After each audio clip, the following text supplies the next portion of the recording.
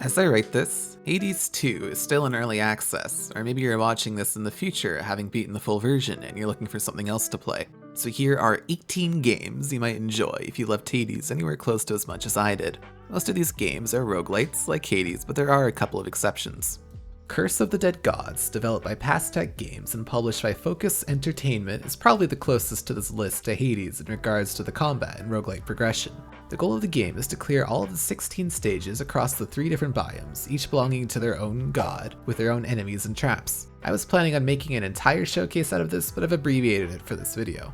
You play as an adventurer cursed to explore an Aztec-inspired temple until the end of time.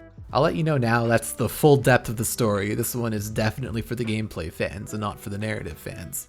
Your character has 3 weapon stances, a torch that provides passive light, which is a mechanic I'll get into in a second, a primary and secondary weapon you can wield together, and a heavy 2-handed weapon. Combat is mostly attacking, moving through a combo, then rolling out of the way of enemy attacks. Dodging takes 1 pip of stamina, which you have 5 of and regenerate after not taking any actions for a bit. The stamina pips did take me a while to get used to and definitely slow down the game, making it feel more tactical and strategic than purely based on Twitch reaction time. Your character has 2 resources, health and corruption, which helps it stand out. You can choose between paying gold, which you earn during runs but don't keep when you die, or gaining corruption, which in turn gives you curses. The first 4 curses you get are randomized and can sometimes be beneficial or change your playstyle, but the 5th curse is always the same and best avoided. The dungeons are procedurally generated but made out of handcrafted rooms, which feature traps and hidden areas. Since the rooms are the same but placed randomly, it does start to feel the same after a while, since you know where the hidden rooms will always be. But what helps is that the traps aren't always active, and you can only tell by the light level. Light and darkness is a mechanic built into the game, where you take more damage in the dark, but some weapons deal more damage in the dark, stuff like that. You can light up the map by using your torch and hitting other torches or lighting enemies on fire. Probably the best aspect of Curse of the Dead Gods to me is the weapon selection. Though most of the weapons are based on a set of 12 or so base weapons, you can unlock more weapons with the permanent currency acquired in the game. Each of the weapons have some sort of permanent special effect, like my personal favorite, dealing critical damage to enemies on fire. The weapons you find during the run also have random modifiers, making the weapons feel different on each playthrough. On the downside, the game feels a bit grindy on the upper stages, and there are some areas which I personally struggled hard with, requiring something like 40 tries per stage compared to 0 to 5 on earlier stages. The upper stages are also longer, taking upwards of 40 minutes compared to 15 to the earlier stages. There's, again, not much of a story, and if you don't like managing your stamina, you're also going to struggle. But overall, if you're looking for a challenge with similar progression to Hades, Curse of the Dead Gods is a solid pick. Rainbreaker came up on my radar recently since the developer Studio Fizbin is closing down this month due to their publisher Thunderful Games. Thunderful made the decision to shut down a lot of internal development, which is hard for me to see since Rainbreaker looks like an awesome Hades-inspired game with a cross-medieval, mechanical, steampunk Borderlands aesthetic. It's got a solid reception on Steam too. Granted, some mixed feelings on the length of the game, about 15 hours, but it isn't going to be supported anymore due to obvious reasons, and the publisher is pulling the rug out from under the developers. I gave the demo a try, and I've got to say it itches all the spots that Hades does. The demo, and possibly the full gameplay, revolves around your 2 primary weapons, your fists and your turret javelin. Your fists have a pretty standard combo, but it gets interesting when you mix it up with your javelin that has a ranged attack, a thrown attack, or you can plane it down with a heavy slam and it will spew out bullets. The kicker is that the javelin also features an overheat mechanic, so you have to be careful about using it too much. What little I saw of the narrative is light. You used to be a part of the Queen's army, but now she's a tyrant and you're rebelling against her. But it's definitely present, unlike in Curse of the Dead Gods. It seems like the upgrade system is more about increasing stats, and the random rewards you get during runs in the not quite procedurally generated dungeon are more like combat tricks. Stuff like increasing your base health, movement speed, or amount of dashes, and combat tricks like leaving bombs after taking damage. It seems like there's only a few slots you can put those upgrades in though, so you will probably end up with a unique build, but it won't be too different from the initial gameplay. Overall, I think it's a shame the studio got closed because it seems like Rainbreaker had potential. I might still pick up the full version knowing it's not going to get any more updates. Also, if you like Big Woman, this might be the one for you. 2022 indie darling developed by Massive Monster Games and published by Devolver, Cult of the Lamb features 2 gameplay loops, cult management and roguelite dungeon exploration. The roguelike dungeon segments have a similar feel to Hades, though you aren't choosing between rewards and are instead able to explore the entire dungeon. That's a theme in most of the games in this list. The visuals are beautiful and incredibly thematic, revolving around the game's own demonic mythos, balanced by some goofy effects and cute cartoon characters. It's maybe a bit much for some crowds, but I know other people will like it even more for its style. I find combat in Cult of the Lamb fun and varied enough between the weapon selection, class system called fleeces, and tarots that let you make a little bit of a build during your expeditions. However, I feel like Cult of the Lamb kneecapped itself a little bit, since it doesn't want the player to stray too far from their flock. The flock management takes up the other half of the game, where you need to build lodgings, feed them, clean up after them, keep them from rebelling through some light brainwashing and team building exercises. I found tending the flock to be a bit tedious, but I also played the game before. A lot of the quality of life changes came through, and I heard it's much better now.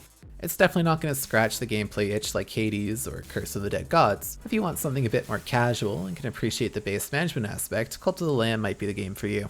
Going Under, developed by Aggro Crab and published by Team 17 Digital, was a surprise hit for me. I was interested since it positioned itself as another top-down room-clearing dungeon crawler, which I've grown to be a fan of, but also the corporate style. As a side note, did you know the style has a name? Corporate Memphis, made by the Italian design and architecture group, the Memphis Group, also known as Memphis Milano. The name apparently comes from a Bob Dylan song that was playing in the background when they were developing the style, which of course references the American city, which was named after the ancient Egyptian city. Since the game and its characters are made in this corporate Memphis style, you can already tell that the game is a satirical look at corporate culture, in particular startups.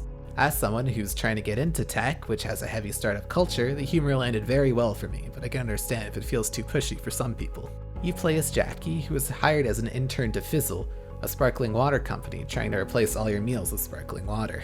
Fizzle and the other startups in the game are in turn owned by Cubicle. It's kind of like the game's Amazon, sending everyone crates via drone of things they like.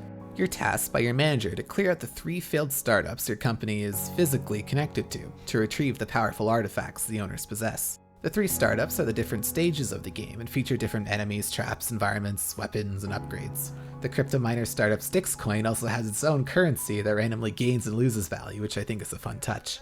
Every weapon in the game has durability, so the combat is more focused on find things on the ground, pick them up, bash some heads, toss it, move on to the next. Though there are some special items with extra durability offered in the shop, or as challenge rewards are found in the map. Combat is particularly tough. I had a hard time until I finished the first stage. That's around when you start to unlock more of the skills and you start getting mentorships from the other Fizzle employees, giving you more perks as you finish their challenges. There are actually a lot of accessibility options available straight away, but there were some reviews on Steam saying they weren't enough. Going Under is a roguelite, though there's not many different ways you can build your character, since the skills feel more like little bonuses. Granted, you can definitely become a powerhouse with the right skills and mentorship abilities. Going Under doesn't overstay its welcome either. I beat it in about 15 hours, though I haven't played the challenge mode yet. There's a major change in tone and difficulty about halfway through too, which really helps keep things fresh. Overall, I'd recommend checking it out. It landed very well for me since I like the style of gameplay and the commentary, especially on the end boss and what Cubicle actually is. There are 2 big things I like about Dead Estate.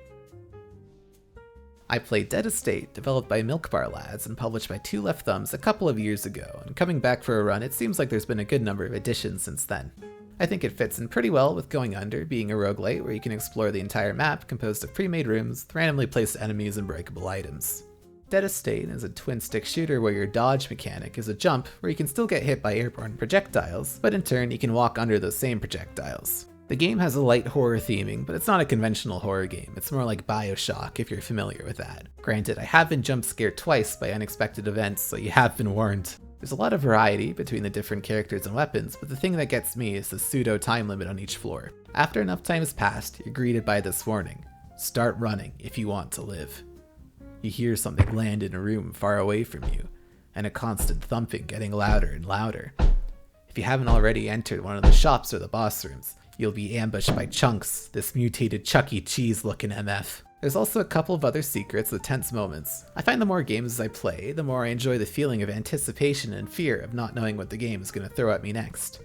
Because Dead Estate is a bit spooky and can really get my adrenaline pumping, and I may have a crush on the shopkeeper, I recommend checking it out. I started playing Enter the Gungeon, developed by Dodge Roll and published by my goat Devolver Digital, not for this video, but because I saw it on a deep 90% discount recently. It's another twin-stick roguelite where the goal is to make it to the end of a dungeon. Well, gungeon. The thing that differentiates Enter the Gungeon from the other entries on this list is that it's a bullet hell, a game where the screen gets absolutely full of bullets and you need to manage tight movement patterns while returning fire. It was fun to check out for a bit, and I'll be playing it more in the next coming weeks. It's another indie darling, so you might want to check that out too. I had Wizard of Legend, developed and published by Contingent 99 in my library, so I decided to check it out for this video too. The goal of the game is to clear the procedurally generated dungeons and beat 3 stage bosses and the final boss to beat the game. It looks like there's a healthy variety of different spells and relics to make different playstyles that you can equip your wizard with. Different from many of the games on this list, aside from its wide variety of different skills, is that it can be multiplayer, co-op or competitive. Definitely worth checking out if you'd like to try a top-down roguelite with a friend. The next game on this list is a little less conventional, Ruiner. It's not a roguelite, and it's more tactical, and yet it feels faster paced and combo heavy. Ruiner is drenched in cyberpunk aesthetics, from the grungy city and fusion of industrial buildings with flashy neon technology. Also the brain hacking, you can't forget the brain hacking. The soundtrack is also great, and it just nails the atmosphere. I will warn you, it's definitely more graphic than Hades or other games on this list between the violence and visuals. Ruiner features a light revenge story where you play as Puppy, a man with an LED mask guided by her, to take down the boss of an organization. If you're a masochist, this one might be for you, from getting taunted on every death to the difficulty. I played this game in 2018, and I remember it being very difficult. Granted, I was pretty new to this style of game at the time. There's even a pity system built into the game, where if you die 50 or more times on a level, you get extra karma, which is the XP system in the game used to unlock and upgrade your abilities. The gameplay and game itself is linear, as in not a roguelite, and does follow a story, and the main gameplay loop has you invade buildings made of rooms, where if you die, you just have to try the encounter again. I went back to record a little bit for this video, and the controls were a bit weird to get used to. Each arrow key will always move you in that direction, no matter which way you're facing. I got the hang of it after 5 minutes though, so it's not too big of a deal if you're not swapping between games. Ruiner is definitely not the same kind of game as Hades between the tight combos and gameplay loop, but it is a challenge and a good change of pace. The next 3 I've lumped together, and we'll go through a little quick since they're probably the furthest from Hades, but I think they might scratch a similar itch. Dead Cells is a tough action roguelite developed and published by Motion Twin. As a side note, Motion Twin had a Flash game in the old days called Mini Troopers I had played regularly for years until Flash died, but I've been a fan of their work for a while, and I'm particularly interested since they're a workers co-op and such a small team of just 8 people. Dead Cells is a 2D roguelite with self-described Souls-light combat, though I kind of disagree, but the combat is fun and tight. There are 3 different types of upgrades, each boosting different items for different playstyles, but the game incentivizes a balanced approach by giving diminishing returns on extra health you get for upgrading. There's also an incredible amount of post-game content. It also feels like Hades in that clearing the game for the first time is just the start between all the unlocks and additional challenges. Aided by this are Metroidvania-like elements where you can find special items that unlock access to new routes and areas. There's a lot of crossover content, and it's not the most balanced, but that can also mean you can get lucky with some insane builds in some runs. Another fun fact, did you know the main character is actually a 3D model? They use a combination of tricks and shaders to make it look very convincingly 2D. I heard good things about Skull the Hero Slayer, developed by Southpaw Games and published by NeoWiz, and it was in my library, so I decided to check it out for a couple hours. The gameplay setup feels pretty similar to Dead Cells. It's an action roguelite platformer where you can pick up different items and cast spells, but cleverly introduced early on is the light class system. You can swap out your skull with different skulls you find in the world, granting you access to different stats, abilities, and skills. If you like Dead Cells, you'd probably like Skull the Hero Slayer, or vice versa. Hollow Knight, developed and published by Team Cherry, hardly needs an introduction. It's a gorgeous action platformer Metroidvania that takes place in a fantasy subterranean landscape. The game is more focused on incremental progression, picking up things like a dash ability and a second jump by exploring the world. That's how Metroidvanias normally play out compared to a roguelite, where you can earn currency or XP to unlock abilities. But it's an absolute gem to try out if you like a challenge, fantastic world building, or the super tight responsive controls like Hades. Just don't get skung sanity. The next 3 games are kind of gimmies, since they were also developed by Supergiant Games. Bastion, Transistor, and Pyre. Bastion was the first game released by Supergiant Games all the way back in 2011. I picked it up since I found it on a slight discount in the Humble store. For a nearly 15-year-old game, I think Bastion holds up very well. I only played basically the intro, but the combat feels solid. I smiled when I saw the bow needs to be charged, but you can let it go at just the right time to deal more damage. It definitely feels a bit slower than Hades, but the build variety seems solid. The narrator was fun to listen to, the art and music is gorgeous, as is typical of Supergiant Games, and I heard the story is alright too. I didn't try Transistor since it was $26 and didn't have a demo, but if I said sci-fi prototype Hades, it might look like what you imagined. From what I read, it plays like a hack and slash, but also features a mechanic where time freezes and you can queue out multiple actions at once. Now, I did have Pyre in my library, but it wasn't what I was expecting at all. It has the characters and narrative charm of Hades, but it plays more like a rugby match where you can genuinely aura farm. The end goal is to put the ball in your opponent's Pyre. If an opponent touches the circle around your character, the character's aura, they're temporarily banished. There's also a few moves like shooting your aura out and using a stamina meter to sprint or jump above the opponent's aura. If you're holding the ball, you lose your aura, and if an opponent touches you with a bigger aura, the character you're playing as will be temporarily banished. It's a little hard to describe, but if you watch the clip on the screen, you'll kinda get it. The kicker is that you can only control one character at a time, so you have to use their strengths and weaknesses in tandem, enhanced by the RPG upgrade system. There's also a multiplayer mode if you are so inclined to challenge your friends. I've seen some love for Pyre in the Steam reviews and on Reddit. The gameplay is definitely unconventional compared to everything else on this list, but if you're looking for more Supergiant lore, story, and RPG mechanics, it's there for you. Here's an extra 4 games I've been keeping my eye on since they're either early access, or I've heard good things about them, or they're involved in industry news. I haven't played any of these, so I can't give a firm recommendation, but they're definitely in the same ballpark.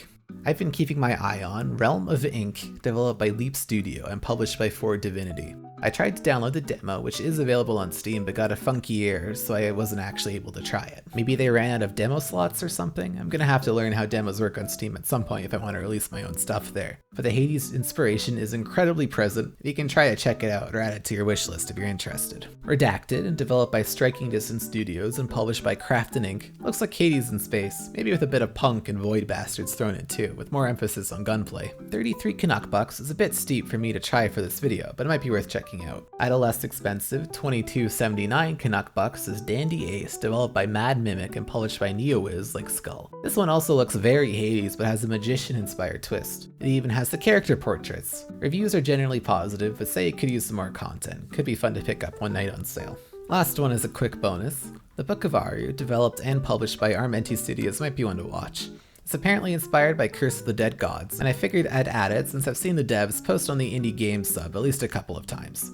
It's in early access, but the Steam page says it's set to come out sometime in the summer, and there is a demo available. If you're in the, maybe 12% of viewers that are still here, but you're not satisfied yet, check out my Indie Games playlist. Maybe something there will tickle your fancy. Thanks, I'll see you around.